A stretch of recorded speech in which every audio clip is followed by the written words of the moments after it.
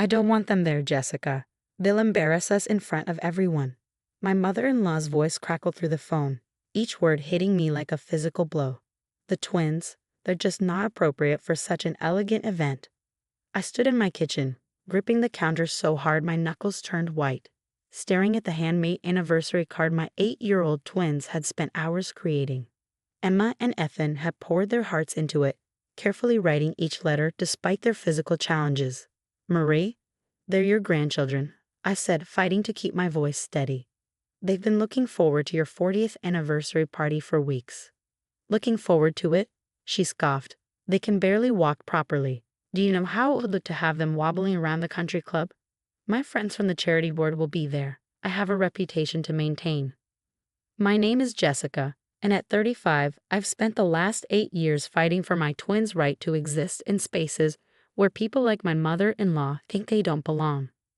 Emma and Ethan were born with cerebral palsy.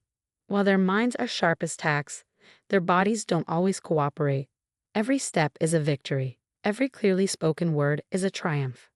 Besides, Marie continued, her voice dripping with fake concern, it's really for their own good. All those people staring, judging. It would be cruel to subject them to that. I thought about my children's faces when they helped me pick out their special outfits for the party. Emma had chosen a purple dress to match her grandmother's favorite color. Ethan had insisted on wearing a bow tie, practicing for hours in front of the mirror to tie it himself. What about Michael? I asked, mentioning my husband. What does he think about this? Oh, Michael agrees with me, Marie said quickly, too quickly. He understands the importance of appearances. You can come, of course. Just find a sitter for the twins. I closed my eyes, remembering all the times Marie had excluded my children. The family photos they were mysteriously absent from. The holiday gatherings where they were relegated to a separate table for the kids, despite being the only children present. I'll talk to Michael about this, I said finally. There's nothing to discuss, Marie snapped. The invitations have been revised. I'll have them sent out tomorrow. After she hung up, I sank into a kitchen chair, my hands shaking. The twins were at physical therapy with Michael, blissfully unaware that their grandmother was systematically trying to erase them from family history. I pulled out my phone and dialed Lisa, my sister-in-law. Unlike Marie, she'd always been supportive of the twins, often standing up to her mother's discrimination. She did what? Lisa's voice rose in outrage when I told her. That's it. I've had enough of Mom's elitist garbage. Give me an hour. True to her word, Lisa called back exactly 1 hour later. Check your email, she said, a note of satisfaction in her voice. Remember last month when Mom was bragging about her charity board position at the Disability Foundation? I opened my laptop, clicking on the new email. Inside was a video from the Foundation's annual gala 3 months ago. Marie stood at a podium, tears in her eyes as she spoke about her beloved grandchildren and how they'd opened her heart to the challenges faced by disabled children. She used the twins to get that position. Lisa explained. Played the devoted grandmother card. The Foundation's main donor was impressed by her personal connection to the cause. Keep watching. The video continued, showing Marie accepting a substantial check for the Foundation, spouting platitudes about inclusion and acceptance. My stomach turned. The anniversary party, Lisa continued, is being held at the country club because the Foundation is covering half the cost. They want to honor her work with disabled children. There's supposed to be a surprise presentation. I sat back, the pieces falling into place. She's been using my children to build her reputation while simultaneously hiding them away. Exactly. But here's the thing. The Foundation's director, Mrs. Anderson, is a close friend of mine.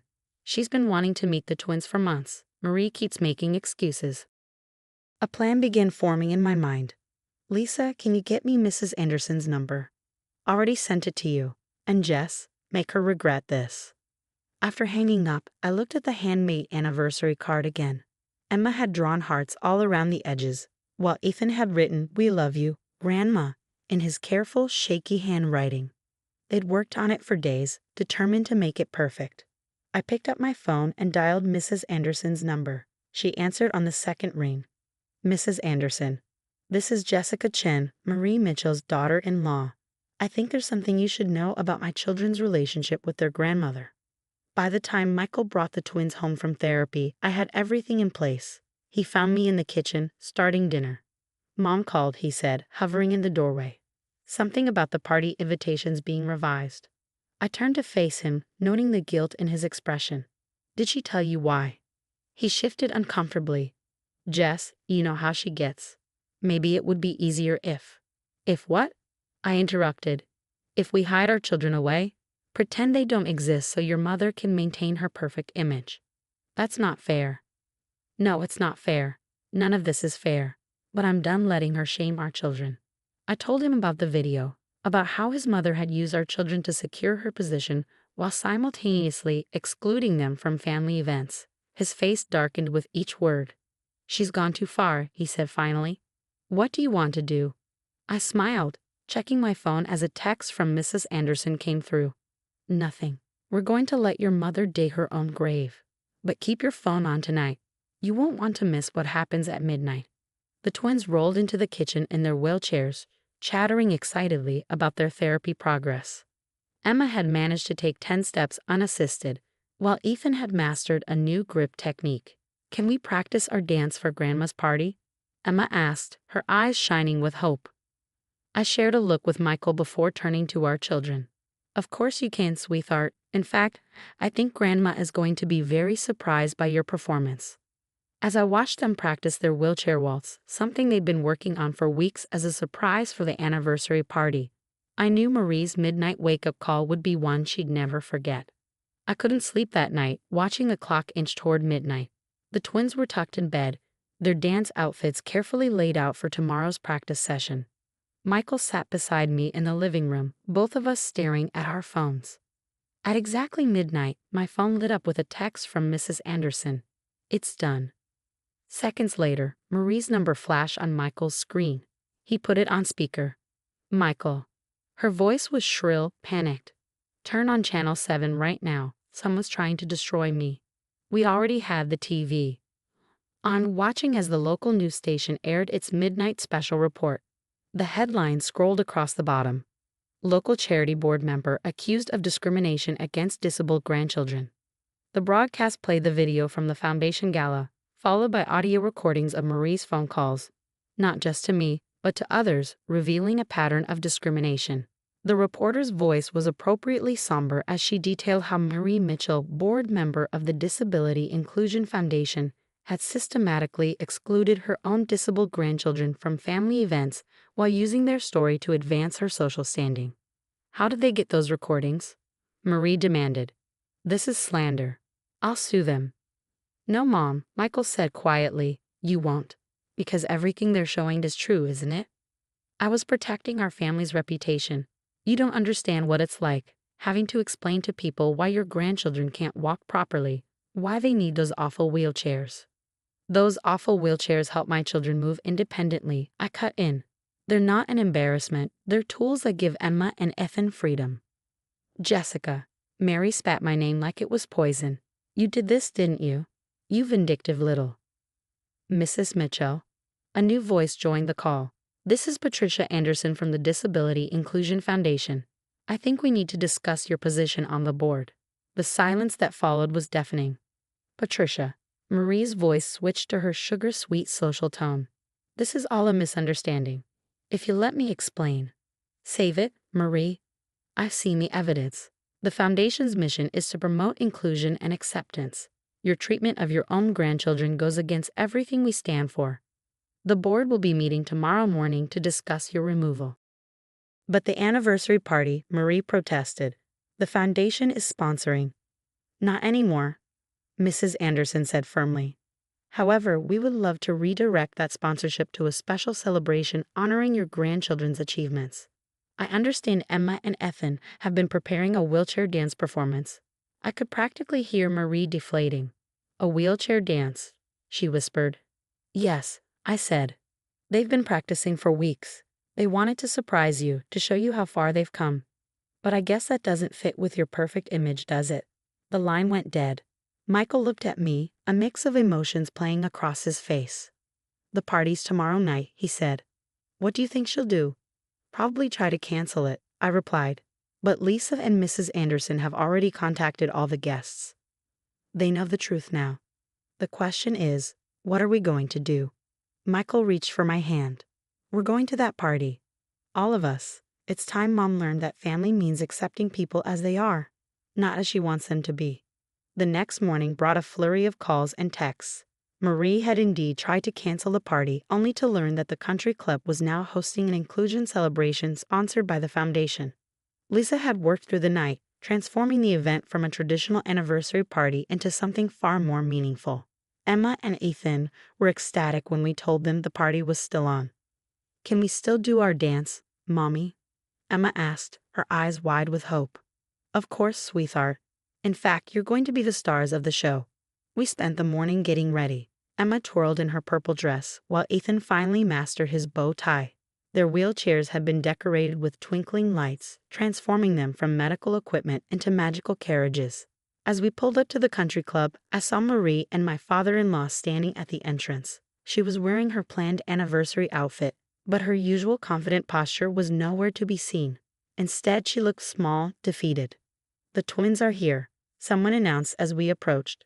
A crowd gathered, led by Mrs. Anderson herself. "Emma, Ethan," she called out warmly. "Your Aunt Lisa has told me so much about you. I hear you've prepared a special dance for tonight." The twins beamed with pride, all their practice sessions finally having a purpose. Marie watched silently as Mrs. Anderson knelt between their wheelchairs, genuinely engaging them in conversation about their dance and therapy progress.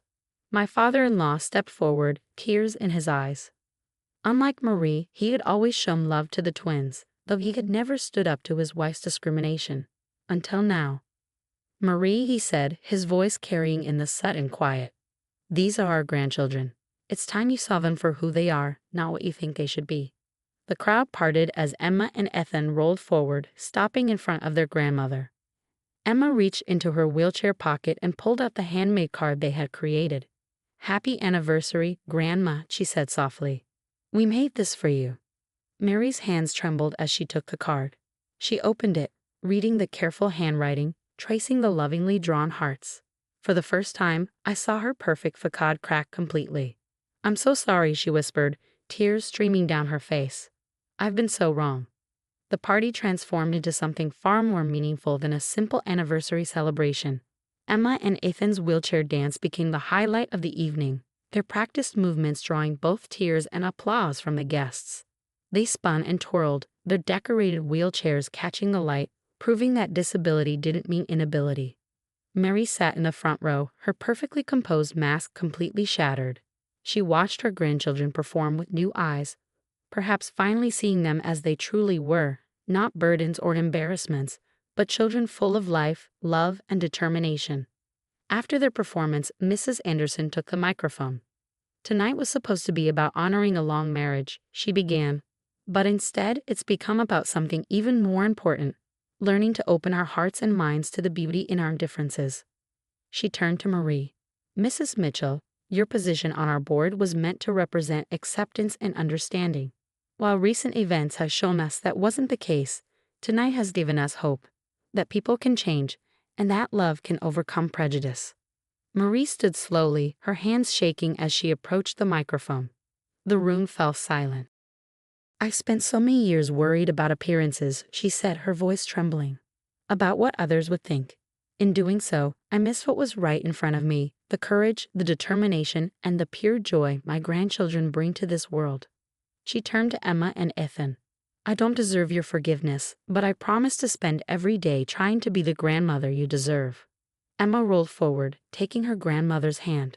"We love you, Grandma," she said simply. "That's why we wanted to dance for you." The following weeks brought real change. Marie resigned from the foundation's board, but not before working with Mrs. Anderson to establish a new program supporting families with disabled children. She threw herself into learning about cerebral palsy, attending the twins' therapy sessions, and truly understanding their challenges and triumphs. One afternoon, I found her sitting with Emma, patiently helping her practice her writing. The same handwriting she had once criticized as messy and inappropriate was now a source of pride as Emma carefully formed each letter. "Look, Grandma," Emma exclaimed, holding up her work. "I wrote your name." Marie hugged her tightly, tears in her eyes. "It's beautiful, sweetheart, just like you." Ethan experienced a similar transformation in his relationship with his grandmother. Marie learned to celebrate his achievements, like when he managed to stand unassisted for 30 seconds, with genuine enthusiasm rather than forced politeness. The country club, once a source of shame for Marie, became a regular meeting spot for a support group she helped organize for families with disabled children. The same friend she had once been so desperate to impress now joined her in advocating for better accessibility and understanding. 6 months after the party, we held another celebration, this time for the twins' 9th birthday. Marie insisted on hosting it at the country club, complete with wheelchair-accessible games and activities for all the guests.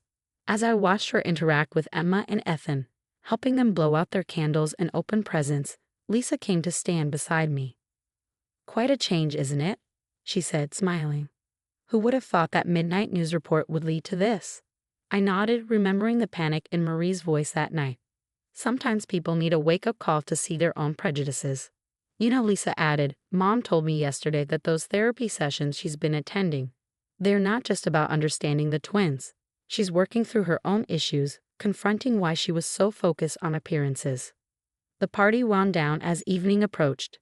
Emma and Ethan were surrounded by friends, both wheelchair users and non-wheelchair users, all playing together without a hint of the discrimination their grandmother had once feared.